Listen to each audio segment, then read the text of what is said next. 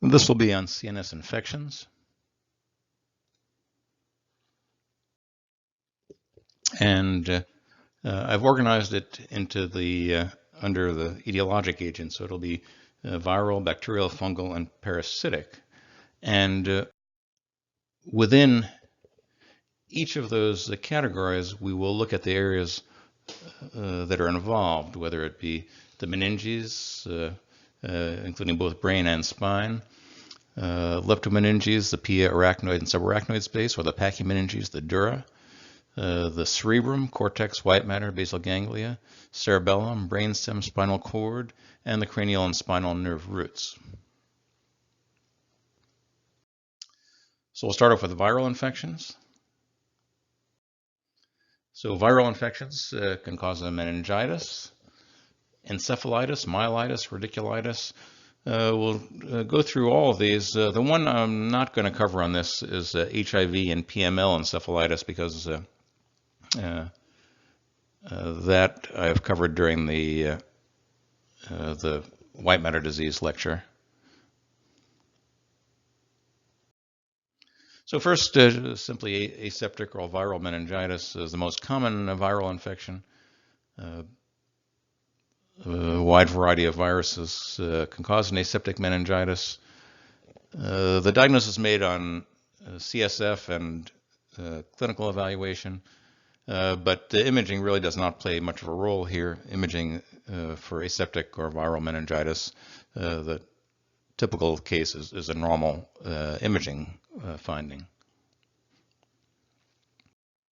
Okay, 30-year-old woman presents with a worsening headache over the past 10 days, worsening confusion, difficulty with speech, comprehension over the past week. So here's a non-contrast head CT, and we can see a little bit of subtle hypodensity here in the left temporal lobe. You can see it here, maybe also in the left insular region. So the patient had an MRI, and here's the FLAIR images showing bright signal in the left temporal lobe and also in the insular region. Here it is on the coronal T2.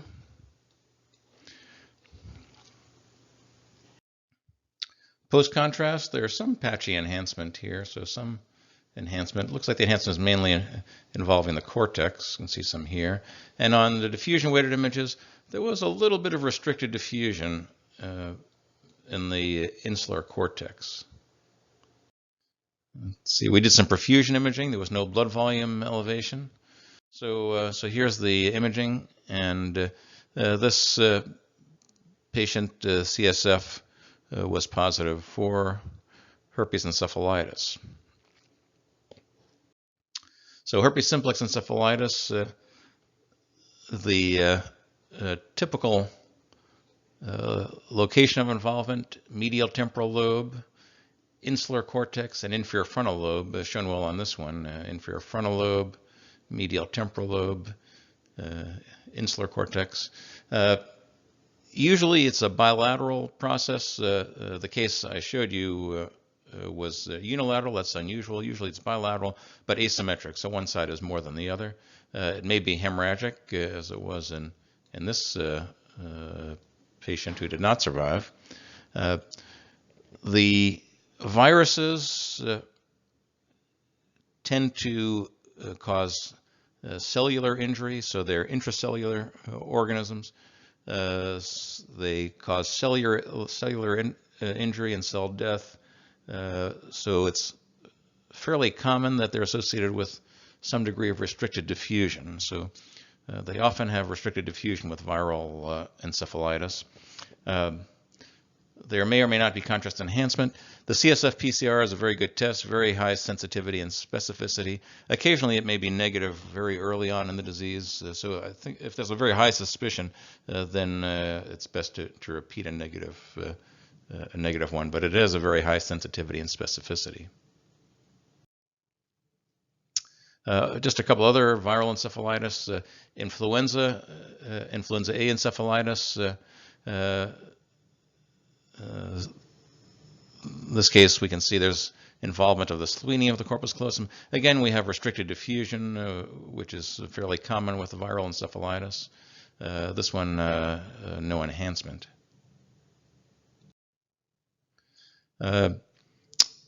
This patient, the finding is a little subtle. This is the left is a pre-contrast flare, the middle is a post-contrast flare, and the right is a diffusion-weighted image. So there's a little bit of mildly restricted diffusion in the left hemisphere. Just take a closer look at the post-contrast flare images. I have a magnified one. So in this case, we do see some leptomeningeal enhancement, and the post-contrast flare is often the most sensitive sequence for leptomeningeal enhancement. And this one turned out to be a case of West Nile virus, which causes a meningoencephalitis. West Nile virus doesn't have any specific appearance, so it can do almost anything. West Nile virus also involves the spine. You can see here it involves the anterior horn cells and can produce a polio-like syndrome. This patient presented with HIV, confusion, loss of vision in the left eye. So we have this is a post-contrast T1, a post-contrast flare, and another post-contrast T1. So in this post-contrast image, we see some enhancement along the ependema of the lateral ventricles here. We also see the ependema nicely on this flare image, bright signal here. And on the image on the right, nothing really in the brain, but there is some abnormality in the left eye here. There's a retinal detachment. There's enhancement along the retina here. And this is a patient with cytomegalovirus. So CMV can also cause a radiculitis in the spine. So the arrows point to enhancing nerve roots in the lumbar spine. So cytomegalovirus causes an ependymitis, a retinitis, and a radiculitis. All three of those can be caused by CMV. The nerve root involvement often occurs near the conus, like we see in this patient. Ramsay Hunt syndrome, another type of viral radiculitis. So it's Ramsay Hunt is the varicella zoster virus. The other term for it is zoster oticus. So this virus stays dormant in the geniculate ganglion and then reactivates involving the facial nerve, causing acute facial palsy, vertigo. Also involves the eighth nerve, the nearby, so it can cause the hearing loss and vertigo. The clinical key to the diagnosis is the little vesicles in the ear canal, but the enhancement can occasionally go all the way back to the brain stem. Occasionally, it can even have some involvement in the pons. So Ramsay Hunt or herpes zoster oticus. Okay, let's move on to bacterial infections. We'll talk about different types of meningitis, pyogenic, tuberculous, spirochetal, brain abscess, encephalitis, and radiculitis. So this is a patient presented with fever, altered mental status, and there's extensive leptomeningeal enhancement. Here you can see it along the peel surface of the brain. Here there's some enhancement actually within the subarachnoid space here. Here along the sylvian fissure. It's mainly a leptomeningeal enhancement. There is some extension into the brain as well, but it's predominantly starting in the leptomeninges. You can see that leptomeningeal enhancement. The patient also has a little bit of hydrocephalus here. These are diffusion-weighted images, and we see restricted diffusion in the ventricles here and in the subarachnoid spaces. So in the Sylvian fissure here and here, suprasellar cistern, we see restricted diffusion. So we have leptomeningeal enhancement along with restricted diffusion within the CSF spaces. The restricted diffusion is caused by pus. This is a patient with pyogenic meningitis. So pyogenic meningitis can be either hematogenous spread to the meninges, or it can be spread from a sinus or mastoid infection. We will see leptomeningeal enhancement, and the pus in the subarachnoid space will restrict diffusion. So the pus is very gelatinous, so often it will cause restricted diffusion if it's in the subarachnoid space, similar to what we might see in a pyogenic brain abscess. This was a college student presented with fever and altered mental status, initial head CT, really not too impressive. Maybe you could say the sulci are a little bit small, but it's a 20-year-old, so it's hard to judge. Patient deteriorated very rapidly. Follow-up CT 6 hours later showed extensive hypodensity, and I just have the two of them side by side, only 6 hours in between those. So extensive hypodensity throughout the brain. Here the brain is definitely swollen, no subarachnoid spaces. The ventricles are slit-like here. So the patient developed diffuse brain edema and infarction over a very rapid time course. And this was a patient with meningococcal meningitis. So this is a very fulminant infection.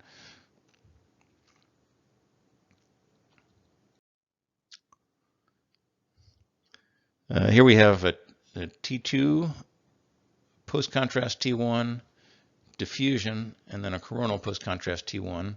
So let's look first at the coronal post-contrast T1 here. There's a fluid collection along the inferior surface of the tentorium with enhancing meninges next to it. So if we look on the axial images, here it is. It's this white area on the T2 is this fluid collection, and it's right along the tentorium. Here it is on the axial post-contrast T1, the black fluid collection with enhancing meninges on both sides of it. So actually on the top half it's enhancing dura of the tentorium, and on the bottom part it's enhancing pia along the cerebellum. So this is a subdural fluid collection, and on the diffusion weighted images it has restricted diffusion. So it's the subdural fluid collection that's bright on diffusion, so it has restricted diffusion. Again, the restricted diffusion is due to pus. So this is a subdural empyema. So subdural empyema can be secondary to either meningitis, a sinusitis, or a mastoiditis. This is really an emergency. They have to be drained fairly urgently. There's a high risk of developing cortical vein thrombosis. So these, even though it's not that large here, so if this were a subdural hematoma, they would just follow this. But since an empyema, these generally need to be drained, even though there's not that much mass effect. So the pus needs to be evacuated here.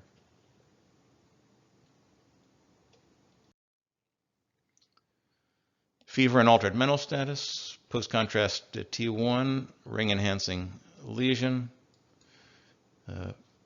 On diffusion, the center part, the part inside the ring, is bright on diffusion, dark on ADC. So this is a typical appearance of a pyogenic brain abscess. So again, this can be either hematogenous or from a direct extension of infection. Peripheral enhancement, and the pus is a gelatinous material.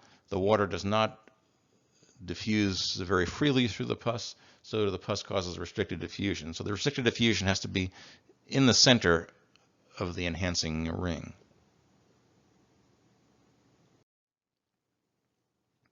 Brain abscesses, another patient with a brain abscess. In this case, on the diffusion weighted image, we can also see restricted diffusion within the ventricle. And this is a brain abscess that has ruptured into the ventricle, which is a serious complication of brain abscess, has a very high mortality. 65-year-old man, headache and altered mental status. Pre and post contrast T1 weighted images. A lot of leptomeningeal enhancement, particularly around the brain stem, basal cisterns. The patient also has hydrocephalus here. And the diagnosis here, tuberculous meningitis. So we typically see thick enhancement in the basal cisterns. This sometimes causes an arteritis that can cause infarcts, particularly in the lenticulostriate arteries. It can include small arteries. Parenchymal involvement with the tuberculosis can cause a tuberculoma or tuberculous abscess.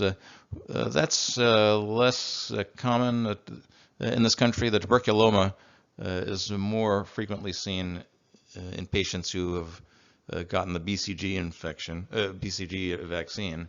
The patients who have not been vaccinated, who are infected, tend to get this more serious tuberculous meningitis. Diffusion weighted images, you can see a small infarct related to the arteritis caused by inflammation. On follow-up, this patient developed a lot of small infarcts, so not that common, but it is a complication of tuberculous meningitis. Just a couple others uncommon. Listeria can cause a rhombencephalitis involving the cerebellum.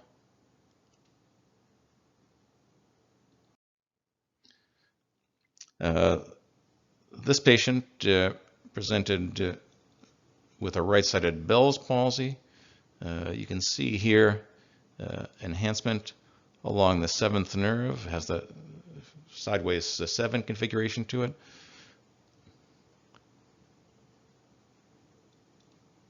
This was a patient with Lyme disease. So Lyme disease, a spirochete infection, Borrelia burgdorferi, I don't know if that's spelled right or not, transmitted by the deer tick, present with headache, fever, and the rash. The rash is called erythema migrans. Later on, they develop arthritis, cardiac and CNS involvement. It's another patient with Lyme disease, also causing a radiculitis. We see enhancement here in the cauda equina, enhancement of the nerve roots. You can see them nicely on the axial. This looked a lot like the case of CMV. So when we see this appearance, differentials also includes CMV, and Guillain-Barré also looks quite similar. So Lyme disease, the typical findings are both the cranial neuritis, most often involving the cranial nerve 7, and radiculitis involving the spinal nerves. Lyme disease can also cause white matter lesions. These are fairly nonspecific in appearance. Syphilis, we don't see a whole lot. Most often it's in the HIV patients. There are several types of neurosyphilis. The meningovascular variety can cause a meningitis, vasculitis, and a radiculitis. And there's also a parenchymatous form. So this one has a fairly large vessel vasculitis, we can see here. This one has enhancing lesions in the brain. Again, not very common. What I've seen most commonly in syphilis is this appearance, temporal lobe appearance. It can mimic herpes encephalitis because it involves the bilateral temporal lobes. So this patient was treated with antibiotics. 6 months afterward, totally resolved. So syphilis can cause this anterior or anteromedial temporal lobe T2 hyperintense signal that can sometimes mimic herpes encephalitis. Syphilis can also cause a radiculitis. You can see enhancing nerve roots here. So for radiculitis, let's remember these 4 things: CMV, Lyme disease, syphilis, and Guillain-Barré. All can cause a radiculitis. Let's move on to fungal infections. Meningitis caused by Cryptococcus and Coccidiomycosis. Encephalitis, which is really more of a vasculitis. We'll talk about mucor, and abscess, most commonly with Aspergillus. Patient with HIV and headache. Pre and post contrast T1. We see very faint leptomeningeal enhancement. I think maybe it's easiest to see around the cerebellar folia here. It's very faint. There's also some here along the brainstem. Very faint leptomeningeal enhancement. And this was a patient with cryptococcal meningitis. So cryptococcal meningitis are pretty much only seen in immunocompromised patients. Evolves over quite a long period of time. The organism is spread through pigeon droppings, can cause a pneumonia and meningitis. There's a very little tissue response, especially the patients are immunocompromised. There's not much tissue response, so you may or may not see enhancement. When you do see enhancement, it's relatively mild.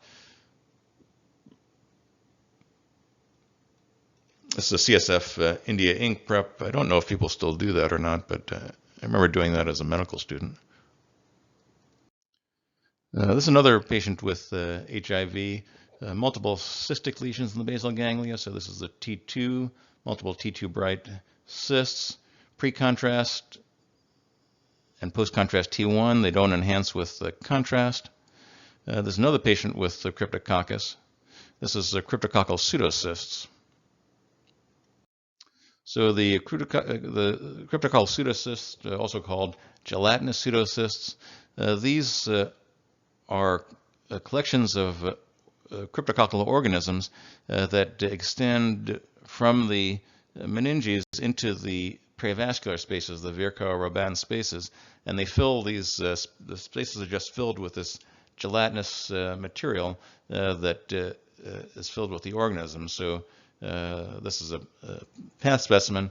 These are gelatinous pseudocysts in prevascular spaces subcortical and in the basal ganglia here. 51-year-old man, bone marrow transplant, altered mental status. T2, post-contrast T1, and diffusion-weighted images. So we see a lesion, sort of intermediate signal on T2. On T2 it actually has some darker areas more peripherally, and then some brighter areas more centrally. Post-contrast has a peripheral enhancement that we might see in a brain abscess. Inside the enhancing rim, we see restricted diffusion, but unlike a pyogenic brain abscess, there's a part kind of in the center here that does not have restricted diffusion. So part of it, the stuff inside the ring, is restricted and part is not. And this turned out to be Aspergillus. So this would be considered an Aspergillus abscess. Now this is different than a pyogenic abscess. The Aspergillus, first, typically we see immunocompromised patients. They usually hematogenious spread, so they cause vascular invasion, infarction, and what we call an abscess, but it's different in that it does not contain pus. So the pyogenic abscess restricts diffusion because of the pus within it. These do not have pus.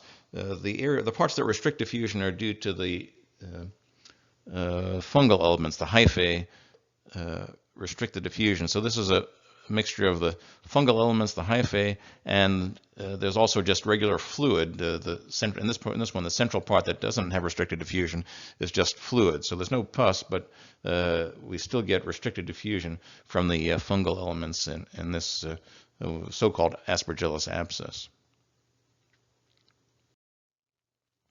Coccidiomycosis is endemic in parts of the United States, southwestern U.S., also called valley fever, inhaled spores from the soil. This causes a basilar meningitis. Looks pretty much the same as tuberculous meningitis. Sarcoid also can look just like this, so coccidiomycosis. 55-year-old man, diabetes, recent onset of vision problems in the right eye. And we have these are both post-contrast T1 weighted images. So on the axial image we see, first the right eye is a little bit proptotic, and then you can see some faint enhancement, maybe a little bit of bright signal here behind the globe. On the coronal images, the optic nerve here is maybe a little bit bright. What's also notable in the coronal images, if we look at the right nasal turbinate here, this one is dark. Normally the nasal turbinates enhance like crazy, right? So normally the turbinates are enhanced a lot. This one, the nasal turbinate is dark. And let's see what happened here. This was a little bit later on. Surgeon went in and cleaned out some of the sinus disease. The patient had some sinus involvement, and if you look carefully around the internal carotid here, we see some enhancement. See that rim of enhancement along the internal carotid. This, like what we'd see with a vessel wall imaging study. Note the left carotid here does not, normal vessel does not have any enhancement along the wall. Diffusion weighted, this is a week later. Diffusion weighted images show multiple small infarcts in the right carotid territory. You can see out here. 3 weeks later, 4 weeks later, more extensive areas of infarction. So what's our diagnosis here? Mucormycosis. So mucormycosis, typically seen in poorly controlled diabetes, starts as a sinonasal or orbital infection, then it spreads to the cavernous sinus and the brain. This invades the blood vessels and often causes infarction. And finally, we'll come to parasitic infections. We're just going to cover two, Toxoplasmosis and Cysticercosis. 45-year-old man with AIDS. Post-contrast T1 weighted images, we see an enhancing lesion in the thalamus. The enhancement pattern is a little bit unusual. There's kind of a rim of enhancement here, and then there's a target, like a target of enhancement in the center. Not quite in the center, it's a little bit asymmetric. Another lesion here in the basal ganglia, so you see a rim of enhancement, and then there's a dot in the center of the rim. And this is the typical appearance of toxoplasmosis. So generally, these patients have a low CD4 count, usually less than 100. Most commonly, these are seen in the basal ganglia and thalamus, but you can see them anywhere in the brain. After the basal ganglia and thalamus, the next most common would be at the gray-white junction. And the key imaging feature is this asymmetric target sign. This is a path specimen. You can also see these lesions in the basal ganglia here and thalamus. This one has that sort of asymmetric target sign on the path.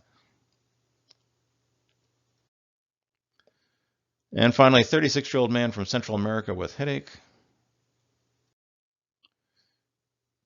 T1 weighted images. Patient has hydrocephalus. There's something sitting here in the fourth ventricle. You can see this little cystic thing in the fourth ventricle, and maybe a little guy inside there. And this is a patient with Cysticercosis. So Cysticercosis is caused by the pork tapeworm, Taeniasolium. The tapeworm has two forms. So the encysted larval form of the tapeworm causes Cysticercosis. The tapeworm itself is called Taeniasis. So this pork tapeworm causes two distinct diseases. So Cysticercosis, the way you get that is by eating the tapeworm eggs. So if somebody has the tapeworm, the eggs come out in the stool, and if you eat the eggs, then you get Cysticercosis. So Cysticercosis infects pigs and humans. So pigs get Cysticercosis by eating the eggs that come out in the human feces, and humans get it. So in order to get Cysticercosis, you don't have to eat uncooked pork. So you just need to eat the tapeworm eggs that it could be, you can have the tapeworm or someone else can have the tapeworm, but you have to eat the eggs in order to get Cysticercosis. If you eat the uncooked pork,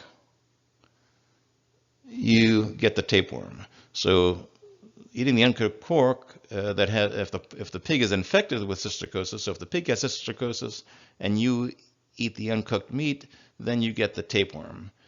If you secondarily infect yourself with the eggs in your stool, then you get Cysticercosis, or you can infect someone else with Cysticercosis. So this is endemic in a lot of the world, Central and South America, India, China, Africa, Eastern Europe, and in the endemic areas, this is the #1 most common cause of seizures. So the Cysticercosis can be in the brain parenchyma, in the ventricles, or subarachnoid space. The typical appearance is a cyst with a nodule. The nodule is a scolex.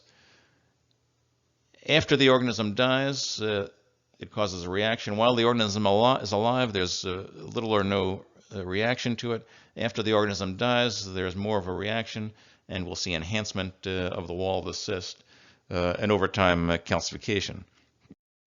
So another patient with Cysticercosis, again, here's the cyst here in the subarachnoid space. You can see one over here. I think there may be one in the ventricle here too, I'm not sure. After the organism dies, you start to see more enhancement in the wall of the cyst and more edema. Early on, you don't have that edema or enhancement. And then over time, develop calcification. The calcification coexists with other stages of the disease, so it's not like it. In this case, you have calcification. There's still some cyst involved there, but over time, the cyst totally resolves, and in the end stage, you just get calcification. Sometimes you'll have the calcification and still have a little enhancement around the calcification. So that covers it. Hope you enjoyed it. Thanks.